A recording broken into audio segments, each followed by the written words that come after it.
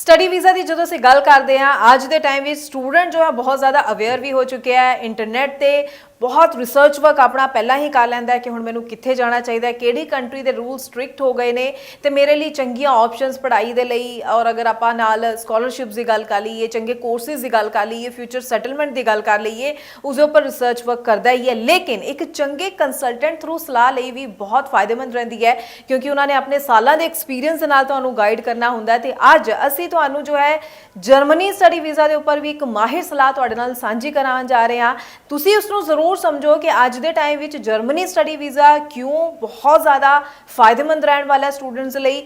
ਜਿਹੜੇ student apply ਕਰ ਚੁੱਕੇ ਨੇ, ਜਿਨ੍ਹਾਂ ਦਾ ਵੀਜ਼ਾ ਆ ਚੁੱਕਿਆ, ਉਹ ਤਾਂ ਇਸਦਾ ਫਾਇਦਾ ਲੈ ਹੀ ਰਹੇ ਨੇ, ਪਰ ਸਟੂਡੈਂਟਸ ਜਿਨ੍ਹਾਂ ਦੇ ਮਾਈਂਡ ਵਿੱਚ ਹਾਲੇ ਕਨਫਿਊਜ਼ਨ ਚੱਲ ਰਹੀ ਹੈ ਕਿ ਅਸੀਂ ਅਪਲਾਈ ਕਰਨਾ ਹੈ ਤਾਂ ਅਸੀਂ ਕਿਹੜੀ ਹੋਰ ਅੱਛੀ ਆਪਸ਼ਨਸ ਦੇ ਨਾਲ ਅੱਗੇ ਵਧੀਏ, ਤਾਂ ਅੱਜ ਦੀ ਵੀਡੀਓ ਧਿਆਨ ਨਾਲ ਸੁਣ ਲਓ, ਵੇਖ ਲਓ, ਸਮਝ ਲਓ ਕਿ ਜਰਮਨੀ ਸਟੱਡੀ ਵੀਜ਼ਾ ਦੇ ਕੀ ਫਾਇਦੇ ਤੁਹਾਨੂੰ ਮਿਲ ਸਕਦੇ ਨੇ। ਸਵਾਗਤ ਹੈ ਜੀ ਸਾਰਿਆਂ ਦਾ, ਮੈਂ ਹਾਂ ਹਰਜੋਤ ਕੌਰ ਔਰ ਇਹ ਪੂਰੀ ਇਨਫੋਰਮੇਸ਼ਨ ਡਿਟੇਲ ਵਿੱਚ ਤੁਹਾਡੇ ਨਾਲ ਸਾਂਝੀ ਕਰਨਗੇ ਸਟੱਡੀਜ਼ ਕੇਅਰ ਅਬਰੋਡ ਤੋਂ ਚੰਡੀਗੜ੍ਹ ਬ੍ਰਾਂਚ ਹੈਡ ਅਨੀਤਾ ਪੰਡਰਾਲ ਜੀ ਸਾਡੇ ਨਾਲ ਨੇ। ਬਹੁਤ ਬਹੁਤ ਸਵਾਗਤ ਹੈ ਜੀ। ਸਤਿ ਸ਼੍ਰੀ ਅਕਾਲ। ਸਤਿ ਸ਼੍ਰੀ ਅਕਾਲ ਜੀ। ਸੋ ਅਨੀਤਾ ਜੀ, ਢੇਰ ਸਾਰਾ ਐਕਸਪੀਰੀਅੰਸ ਤੁਹਾਡੇ ਕੋਲ ਵੱਖ-ਵੱਖ ਕੰਟਰੀਜ਼ ਵਿੱਚ ਤੁਸੀਂ ਢੇਰੋਂ ਪ੍ਰੋਫਾਈਲਸ ਲਗਾ ਕੇ ਉਹਨਾਂ ਦਾ ਵੀਜ਼ਾ ਉਹਨਾਂ ਨੂੰ ਦਿਵਾ ਚੁੱਕੇ ਹੋ, ਸਟੂਡੈਂਟਸ ਨੂੰ ਉਹਨਾਂ ਦਾ ਅਬਰੋਡ ਜਾਣ ਦਾ ਸੁਪਨਾ ਸਾਕਾਰ ਕਰ ਚੁੱਕੇ ਹੋ। ਅੱਜ ਜਦੋਂ ਆਪਾਂ ਜਰਮਨੀ ਸਟੱਡੀ ਵੀਜ਼ਾ ਵੱਲ ਦੇਖਦੇ ਹਾਂ, ਪਹਿਲਾਂ ਤਾਂ ਇਹ ਜ਼ਰੂਰ ਦੱਸੋ ਕਿਹੜੀ ਪ੍ਰੋਫਾਈਲਸ ਦੇ ਲਈ ਜਰਮਨੀ ਸਟੱਡੀ ਵੀਜ਼ਾ ਬਹੁਤ ਅੱਛਾ ਹੈ। ਦੂਜਾ ਇਹ ਵੀ ਦੱਸਿਓ ਕੀ ਫਾਇਦੇ ਉਹਨਾਂ ਨੂੰ ਮਿਲ ਰਹੇ ਨੇ।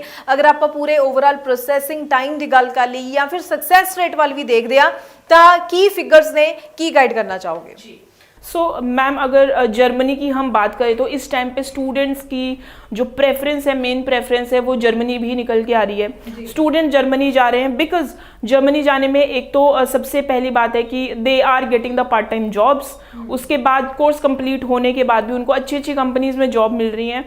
अगर मैं बात करूँ तो उनको 29 कंट्रीज़ का परमिट मिलता है कि वो कहीं पे भी जाके सेटल हो सकते हैं, कहीं पे भी जाके अपनी जॉब कर सकते हैं। तो ये कुछ फ़ायदे हैं। ऑलरेडी जो स्टूडेंट्स गए हैं उन्होंने बहुत अच्छा फीडबैक शेयर किया है, तो उनके जो रेफरेंसेस हैं वो भी जर्मनी में आ रहे हैं। और कुछ वो स्टूडेंट्स भी जा रहे हैं जिनकी प्रेफरेंस पहले कनाडा थी, यूके थी, यूएस थी, कोई और कंट्री थी, बट बदलते हुए रूल्स एंड रेगुलेशन के हिसाब से उनकी प्रोफाइल नहीं मैच हो रही है, तो वो जर्मनी को उन्होंने अपनी एक फ़र्स्ट प्रेफरेंस मान लिया है। लेकिन अगर मैं जर्मनी की भी बात करूं तो इस टाइम पे जर्मनी में भी आए दिन कुछ ना कुछ चेंजेस हो रहे हैं। तो मैं सबसे पहले तो मैं उन चेंजेस के बारे में आप सबको बता देना चाहती हूं, उसके बाद हम बेनिफिट्स की भी बात करेंगे। चेंजेस, सबसे पहला जो चेंजेस ये है, जितने भी स्टूडेंट 12th के बाद बैचलर डिग्री के लिए अप्लाई करते हैं उनमें थोड़ी सी प्रॉब्लम आ रही है। मैं प्रॉब्लम बता देना चाहती हूँ वहाँ पे क्यों आ रही है। बिकॉज जर्मनी का जो एजुकेशन फ्रेमवर्क है वो 13 इयर्स का एजुकेशन फ्रेमवर्क है, यानी कि कोई भी स्टूडेंट अगर बैचलर्स के लिए अप्लाई करता है तो उसकी 13 साल की एजुकेशन कंप्लीट होनी चाहिए। ये मे बी कुछ स्टूडेंट्स को पता होगा और कुछ स्टूडेंट को शायद नहीं भी पता होगा। तो अब होता क्या था कि जब भी स्टूडेंट पब्लिक यूनिवर्सिटी में जाता है तो पब्लिक यूनिवर्सिटी में पहली रिक्वायरमेंट ये रहती है कि आपकी जो क्वालिफिकेशन है वो 13 साल की होनी चाहिए। बट इंडिया में 12th को हम 12 साल की ही एजुकेशन कंप्लीट होती है, उसके बाद हम स्ट्रेट फॉरवर्ड बैचलर में एडमिशन ले लेते हैं। तो पब्लिक यूनिवर्सिटीज़ क्या करती थी कि पब्लिक यूनिवर्सिटी 1 साल का फाउंडेशन प्रोग्राम देती थी, लेकिन बहुत सारे स्टूडेंट्स हैं जो पब्लिक यूनिवर्सिटी की जो रिक्वायरमेंट है वो मीट नहीं करते। बिकॉज अगर आपको पब्लिक यूनिवर्सिटी में जाना है तो 95-97% आपके मार्क्स होने चाहिए, 6.57 बैंड होने चाहिए, आपके पास जर्मन लैंग्वेज का B1 B2 लेवल होना चाहिए। तो बहुत सारे स्टूडेंट्स के पास ये नहीं था, तो स्टूडेंट्स पब्लिक यूनिवर्सिटी को छोड़ के दूसरी यूनिवर्सिटीज़ में अप्लाई करते थे।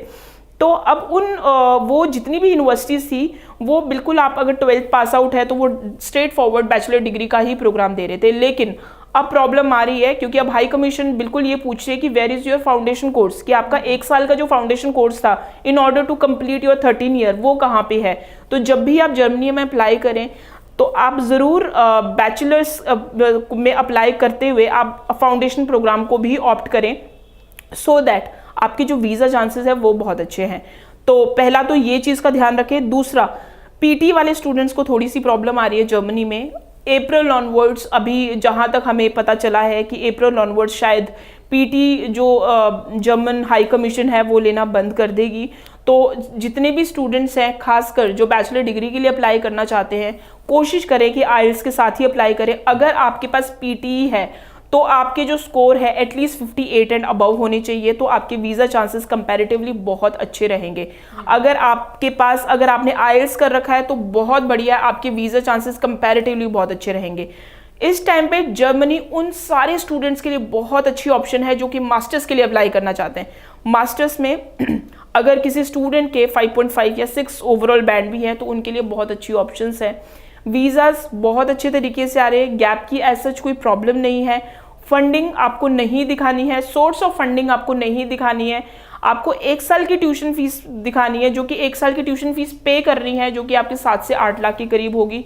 ब्लॉक्ड अकाउंट है वो सेम आपका जीआईसी की तरह है कि आपने 10 से 11 लाख आपने ब्लॉक्ड अकाउंट में जमा करवाए और उसके बाद आप वही पैसा वापस से यूज भी कर सकते हो।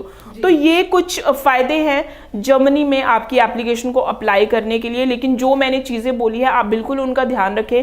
जो स्टूडेंट है बैचलर्स डिग्री के लिए अप्लाई कर रहे हैं तो मेक श्योर आप फाउंडेशन प्लस बैचलर्स के साथ जाएं अगर आपकी 12 ईयर की एजुकेशन है।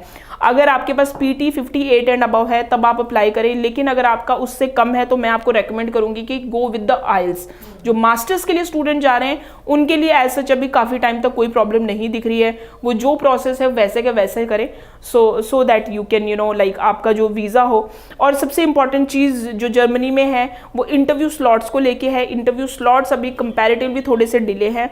तो जर्मनी में एक बहुत अच्छी चीज़ होती है, जो उनके जो इनटेक्स है वो रोलिंग इनटेक है। रोलिंग इनटेक का मतलब ये होता है हर दूसरे तीसरे महीने के बाद इनटेक है। तो यानी कि अगर आज कोई स्टूडेंट नवंबर में बैठ के अप्लाई कर रहा है एप्लीकेशन, तो वो मार्च इनटेक के लिए अप्लाई करे सो दैट आपका इंटरव्यू स्लॉट मिले। उसके बाद जून जुलाई इनटेक है, फिर सितंबर अगस्त इनटेक है, तो उसके अकॉर्डिंगली आप अप्लाई कर सकते हैं क्योंकि इनटेक की तो कोई प्रॉब्लम है ही नहीं। आप इन चीज़ों का ध्यान रखें।